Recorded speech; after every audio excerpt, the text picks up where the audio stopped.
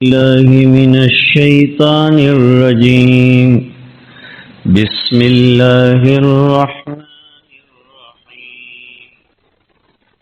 أم حسبتم أن تدخلوا الجنة ولما يأتكم مثل الذين خلوا من قبلكم مستهم البأساء والضراء وزلزلوا حتى يقول الرسول والذين آمنوا معه متى نصر الله ألا إن نصر الله قريب.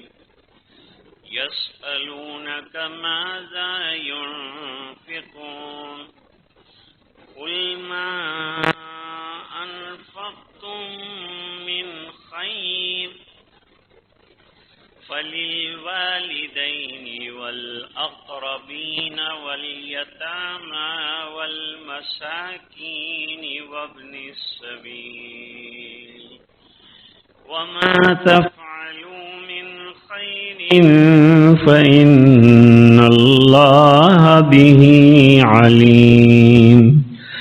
كتب عليكم القتال وهو كره لكم وعسى أن تكرهوا شيئا وهو خير لكم وعسى أن تحبوا شيئا وهو شر لكم والله يعلم وأنتم لا تعلمون.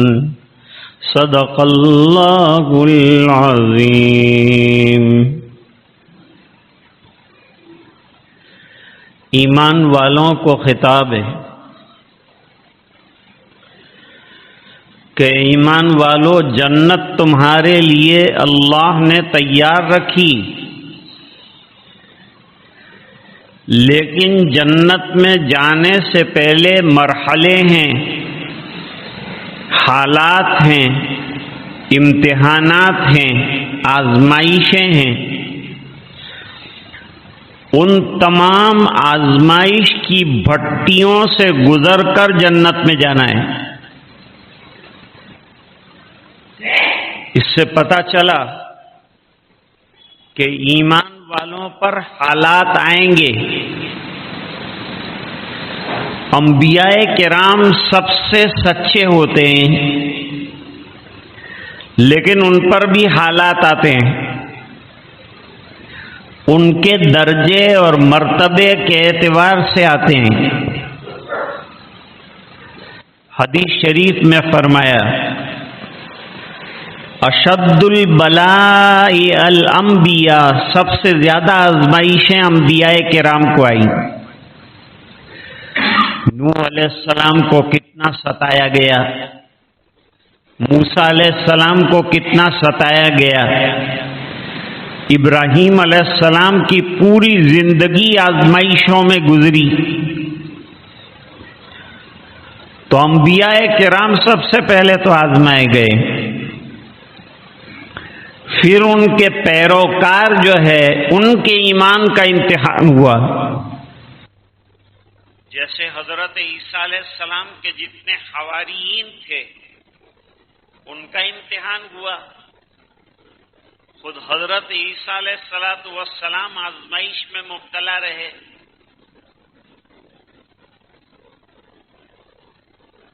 اور اللہ فرماتے ہیں تم سے پہلے جو بھی ایمان والے آئے انہوں نے امتحان دیے،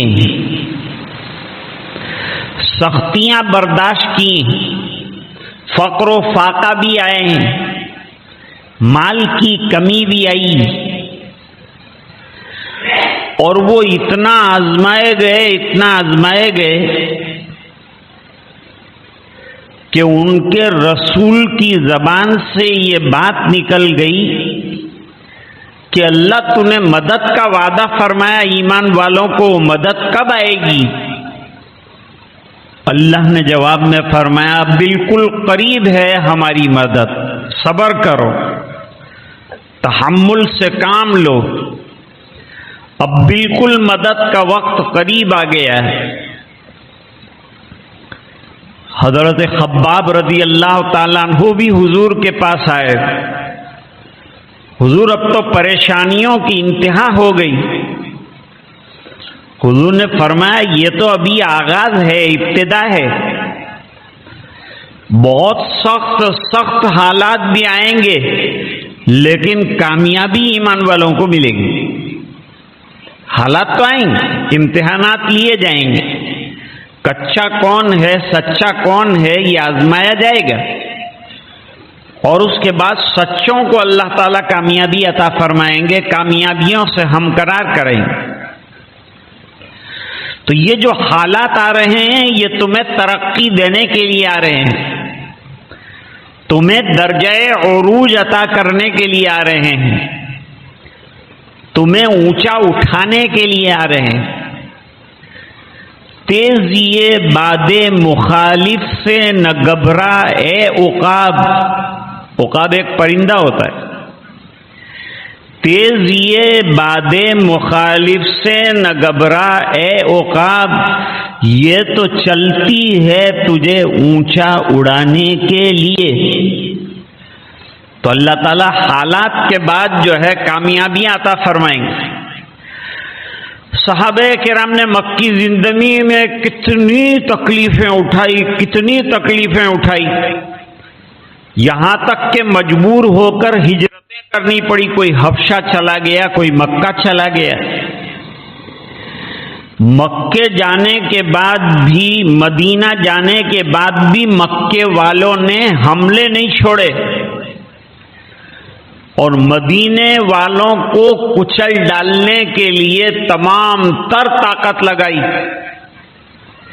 پھر بدر کا واقعہ آیا، احد کا واقعہ آیا، خندق کا واقعہ آیا، مختلف غزوے ہوئے، مقابلے ہوئے، پھر اللہ نے مکہ مکرمہ فتح فرما دیا۔ تب جا کر کے چین کی نیند سونے کا موقع ملا۔ وہاں تک رات اور دن صحابہ کرام فکروں میں ڈوبے ہوئے رہتے تھے۔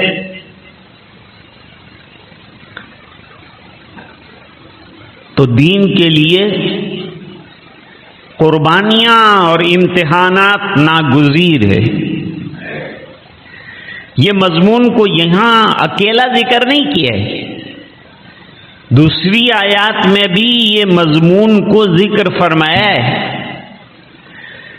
وَلَنَبْلُوَنَّكُمْ بِشَيْءٍ مِّنَ الْخَوْفِ وَالْجُوعِ وَنَقْصٍ مِّنَ الْأَمْوَالِ وَالْأَنفُسِ وَالثَّمَرَاتِ، وہاں بھی بیان کیا ہے۔ ایک اور جگہ پر اللہ نے اور بیان کیا ہے، أَحَسِبَ النَّاسُ أَن يُتْرَكُوا أَن يَقُولُوا آمَنَّا وَهُمْ لَا يُفْتَنُونَ، کیا ایمان والے سوچتے ہیں کہ بس ان کو جنت ایسے ہی مل جائے گی؟ جنت ہم ایمان والوں کو ضرور دیں گے، لیکن امتحانات اور آزمائشوں کے بعد دیں گے۔ ایسے حالات کا جب زمانہ ہوتا ہے تو آدمی کو دو قسم کی قربانیاں دینی پڑتی، ایک مالی قربانی دینی پڑتی، مال خرچ کرنا پڑتا ہے۔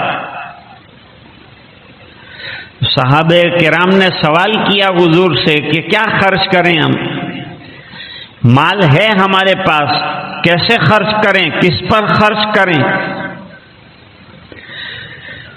تو اللہ نے جواب دیا کہ مال فراواں ہے، بڑی مقدار میں ہے تمہارے پاس، اور تم خرچ کرنا چاہتے ہو،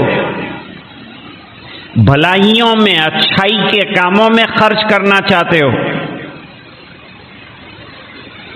تو فرمایا والدین کو دو، یہ نفلی صدقات کی بات کر، والاقربین، اور قریبی رشتہ داروں کو دو،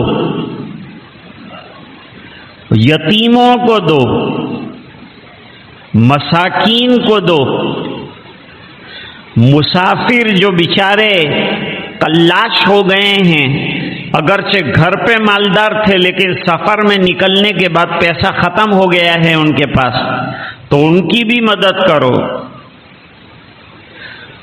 اور یہ جو مال فراوان اللہ نے تم کو عطا فرمایا، اس میں سے جتنا خرچ کرو گے اللہ تعالیٰ اس کا بہترین سے بدترین بدلہ تمہیں عطا فرمائیں گے۔ یہ تو مالی قربانی کی بات کہی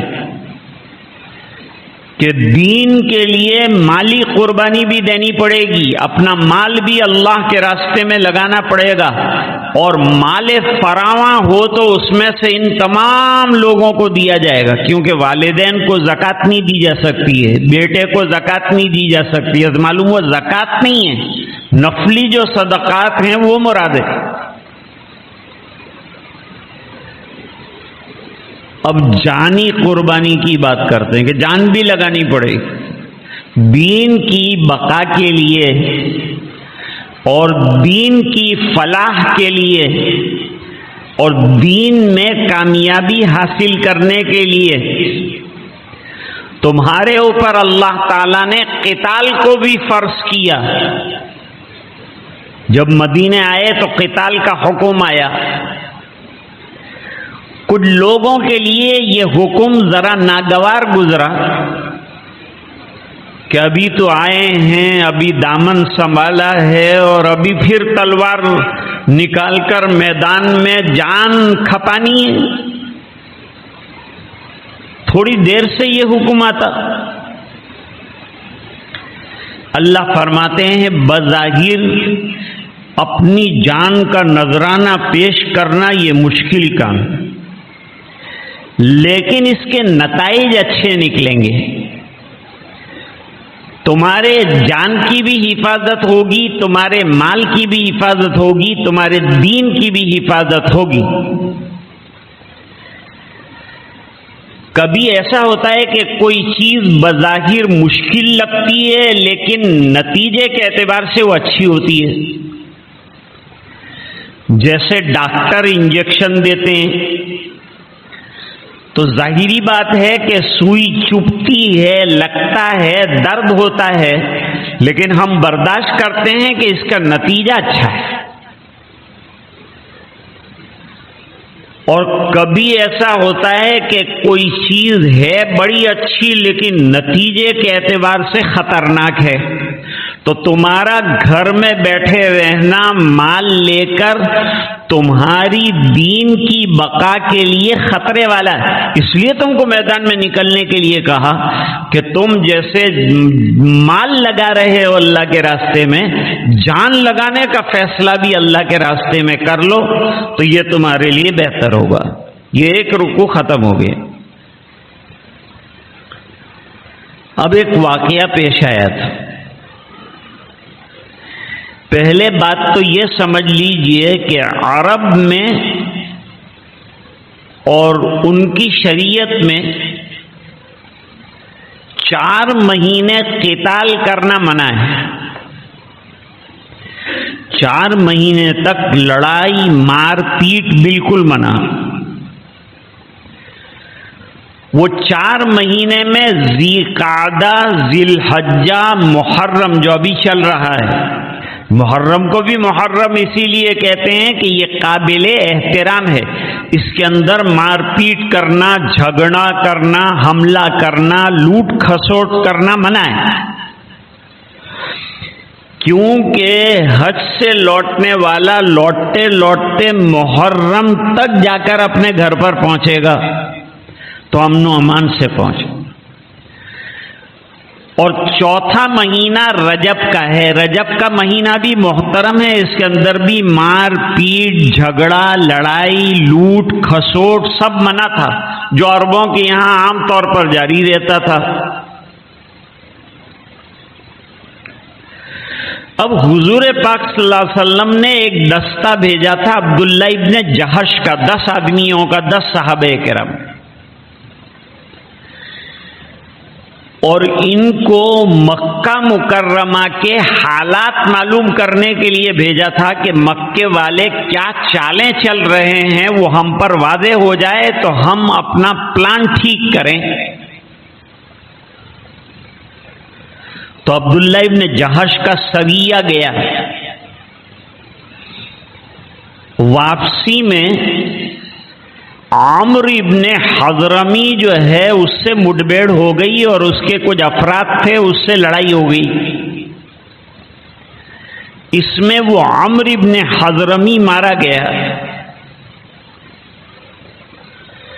جب تاریخ پر غور کیا گیا تو پتا چلا کہ وہ رجب کی پہلی تاریخ ہے جس کے اندر قتال کرنا منع ہے, اور صحابہ اس کو جمادی الاخری کی آخری تاریخ سمجھے تھے. تو انہوں نے اپنے اعتبار سے صحیح کام کیا تھا. اتفاق سے وہ رجب کی پہلی تاریخ نکلی تو کافرین نے شور مچایا کہ یہ لوگ اشہر حرم کا بھی احترام نہیں کرتے, ہمارے آدمی کو جو ہے جمادی الاخری میں مارنے کے بجائے رجب کے اندر مار ڈالا. جب انہوں نے بہت شور مچایا اس کا تو اللہ تعالی نے جواب دیا کہ ہاں بھئی یہ غلطی ہوئی, انسان ہے, بشر ہے, غلطی ہو جاتی. رجب کی پہلی تاریخ کو عمرو ابن حضرمی مارا گیا, یہ ایک بڑی غلطی ہوئی. لیکن اے مشرکین مکہ, اس سے بڑی بڑی خرابیاں اور اس سے بڑے بڑے فسادات تم مچاتے ہو, اس کو نہیں سوچتے. اس کو کیا لے کے بیٹھے ہو؟ ایک قتل واقع ہو گیا, اس کا کیا رونا لے کے بیٹھے ہو؟ تم کتنے بڑے بڑے, اس قتل سے بڑے خطرناک کام تم کر رہے ہو. کیا ہے وہ بڑے کام؟ ایک تو تم ایمان والوں کو مکہ مکرمہ میں آنے نہیں دیتے, یہ تمہارا بڑا گھناؤنا جرم ہے. اور کعبۃ اللہ میں بیٹھ کر کفریہ اعمال کرتے ہو, یہ دوسرا جرم ہے. اور مسلمانان مدینہ کو مسجد حرام میں داخل نہیں ہونے دیتے, یہ تیسرا جرم ہے. اور فتنہ اور فساد مچاتے ہو, لوگوں کو دین پر آنے سے روکتے ہو, یہ قتل سے بھاری گناہ ہے. تم وہ قتل کو کیا رو رہے ہو؟ تم اس سے بڑے بڑے گناہوں کے مرتکب ہو, اس پر کبھی تم نے غور کیا ہے؟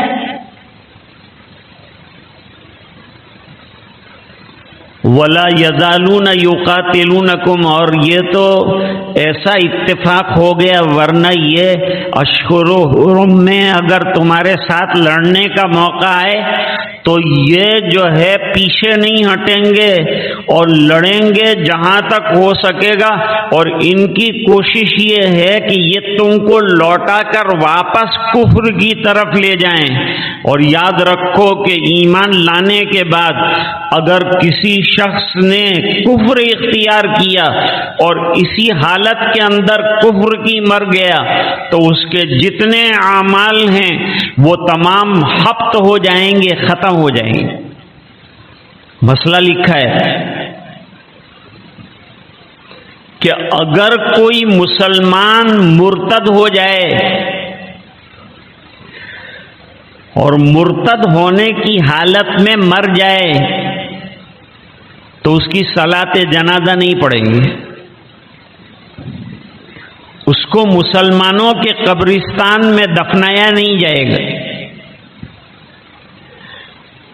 اور اس نے جتنے اعمال, نماز, عبادات جتنے کیے وہ تمام بیکار ہو جائیں گے, اللہ کے یہاں کچھ کام نہیں آئیں گے.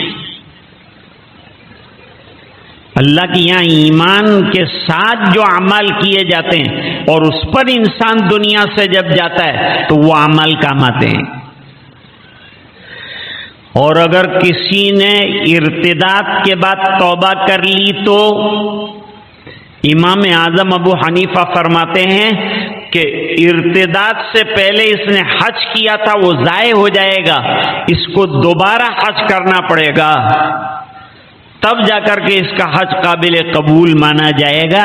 امام اعظم ابو حنیفہ رحمۃ اللہ علیہ کا یہ مسلک ہے۔ بے شک وہ لوگ جو ایمان لے آئے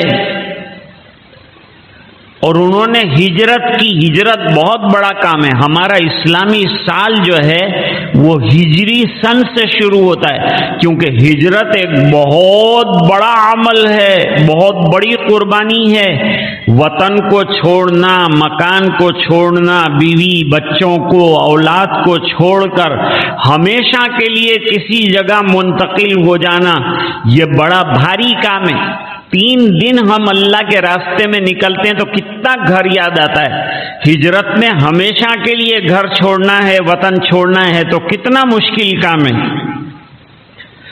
تو جن لوگوں نے ایمان قبول کیا اور اپنے ایمان کے بچانے کے لیے ہجرت کی نوبت آئی تو ہجرت کی، اور انہوں نے اللہ کے راستے میں جہاد کیا، قتال کیا، لڑے، مار پیٹ ہوئی، یہ بظاہر تو خراب معلوم ہوتا ہے لیکن نتیجے کے اعتبار سے مسلمانوں کے لیے بہتر ہے۔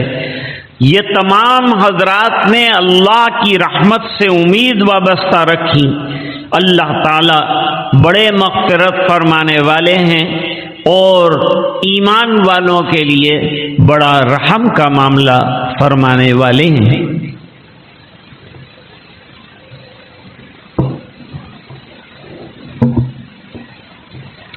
اب تھوڑی دیر کے لیے انشاءاللہ ذکر اللہ کریں گے۔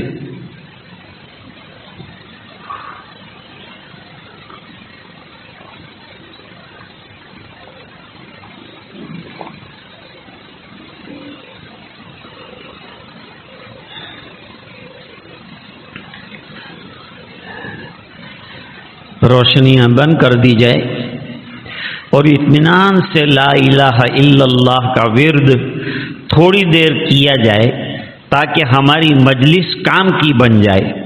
خالی تفسیر سن کر فارغ نہ ہو جائیں بلکہ کچھ لے کر ہم اپنے گھر جائیں، کچھ اللہ اللہ کی یاد لے کر جائیں۔ تیرے سوا معبود حقیقی کوئی نہیں ہے، کوئی نہیں، تیرے سوا مسجود حقیقی کوئی نہیں ہے، کوئی نہیں، تیرے سوا مشہود حقیقی کوئی نہیں ہے، کوئی نہیں۔ اب تو رہے بس تادم آخر ورد زباں میرے الہ، لا الہ الا اللہ، لا الہ لا الہ الا اللہ، لا الہ الا اللہ، لا الہ الا اللہ، لا الہ الا اللہ، لا الہ الا اللہ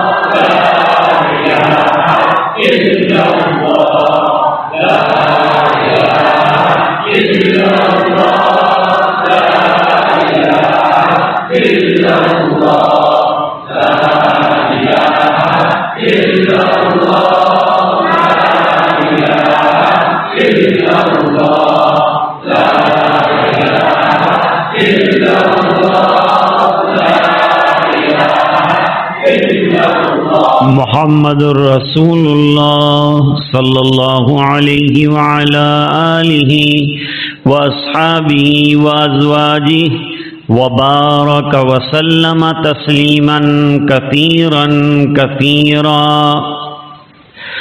2 منٹ کے لیے مراقبہ کریں گے۔ مراقبہ اللہ کی رحمت کے انتظار اور اللہ کے دھیان میں بیٹھنے کا نام ہے۔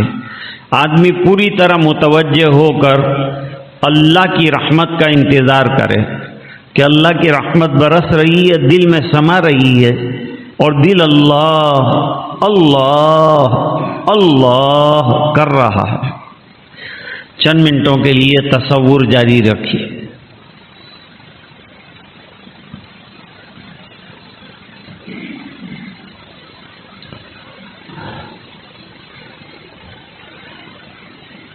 اے خفدہ دل بیدار شو بیدار شو بیدار شو،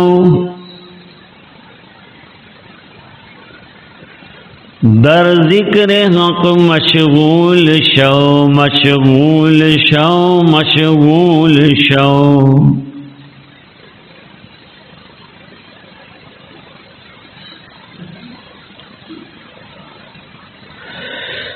تو آیا بنگر طاعت پھنسا لذات دنیا میں، عقل کھوئی گئی تیری یہ کیسی نادانی ہے۔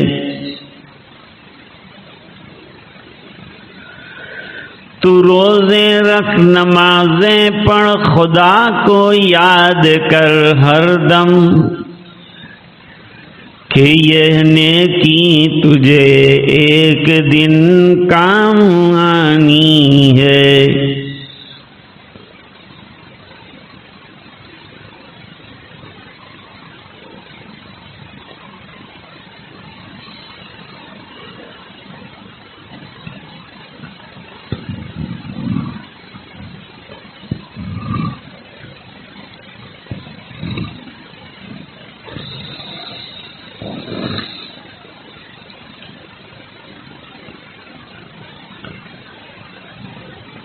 لا الہ الا اللہ محمد الرسول اللہ۔ اللہم لک الحمد کما ينبغی لجلال وجہک وعظیم سلطانک۔ اللہم صل علی سیدنا محمد وعلی آل سیدنا محمد وبارک وسلم۔ ربنا آتنا فی الدنیا حسنہ وفی الآخرۃ حسنۃ وقنا عذاب النار وادخلنا الجنة مع الابرار یا عزیز یا غفار۔ اللهم إن قلوبنا ونواصينا وجوارحنا بيدك لم تملكنا منها شيئا، فإذا فعلت ذلك بنا فكن أنت ولينا واهدنا إلى سواء السبيل۔ اللهم آت نفوسنا تقواها وزكها أنت خير من زكاها أنت وليها ومولاها۔ یا مقلب القلوب ثبت قلوبنا على دينك، یا مصرف القلوب صرف قلوبنا إلى طاعتك۔ اللهم طهر قلوبنا من النفاق وأعمالنا من الرياء وألسنتنا من الكذب وأعيننا من الخيانة، فإنك تعلم خائنة الأعين وما تخفي الصدور۔ اللہم اعین علی تلاوت القرآن و ذکری کا و شکری کا و حسن عبادتی. اے اللہ ہمارے گناہوں کو معاف فرما، کوتاہیوں سے درگزر فرما، اپنا فضل اور کرم شامل حال فرما، رحم کے اور کرم کے فیصلے فرما، اپنی رضائے دائمی عطا فرما. اے اللہ ہمیں قرآن کریم کا فہم عطا فرما، اس کی تلاوت کا شوق عطا فرما، اس کے احکام پر عمل درآمد نصیب فرما، اس کے ایک ایک حرف سے پیار عطا فرما، اس کی نشر و اشاعت کرنے کی توفیق عطا فرما، اس کی خدمت کے لیے ہمیں قبول فرما، نمازوں کا پابند بنا، تلاوت کا شیدائی بنا، ذکر اللہ والی زندگی عطا فرما، غفلت والی زندگی سے حفاظت فرما. ہمارے کچھ ساتھی بیمار ہیں، اے اللہ ان کو شفائے کاملہ عطا فرما. درد ہے اللہ وہ درد کو دور فرما، صحت کاملہ نصیب فرما. جو پریشان ہیں ان کی پریشانیاں دور فرما، جو الجھنوں میں گرفتار ہیں ان کی الجھنیں دور فرما. اے اللہ جوان تفسیر میں حصہ لے رہے ہیں ان کو جزائے خیر عطا فرما. اے اللہ ہمت عطا فرما، قرآن کریم کو سمجھنے کا شوق عطا فرما، ان کی ہمتوں کو مزید بلند فرما، ان کے علم میں اور عمل میں اضافہ فرما. اے اللہ پورے مجمع کی مغفرت فرما اور امت کے ایک ایک فرد کی مغفرت فرما، اور یہ دعائیں اپنے فضل و کرم سے قبول فرما برحمتک یا ارحم الراحمین.